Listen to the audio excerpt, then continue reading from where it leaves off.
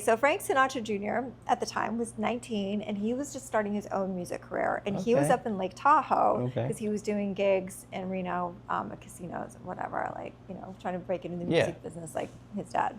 So apparently he had been essentially tailed for a couple months by two men, Keenan and Amsler, who were actually his sister Nancy's classmates. So they were 23, they were a little older.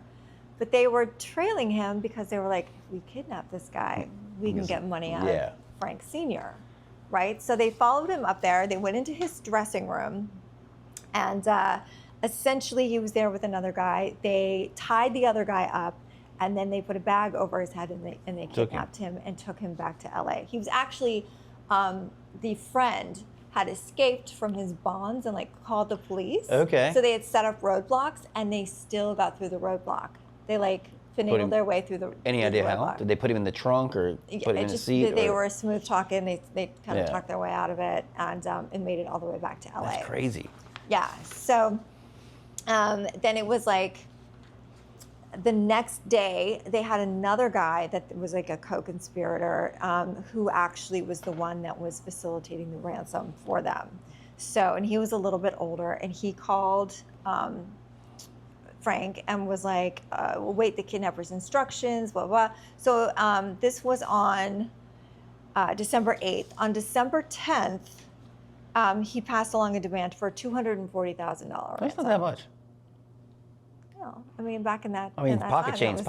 Yeah, it's no 17 million. Yeah, there's not. So, yeah. Anyway, so then Frank Sinatra was gathering money to give to the FBI.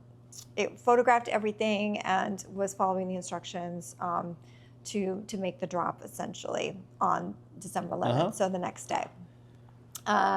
So while Keenan and Amsler went to go get the money, Irwin, who was the third conspirator, got nervous and let Frank Jr. go while the other guys were picking up the money. So he was found actually wandering around Bel Air after walking a few miles and alerting a security guard.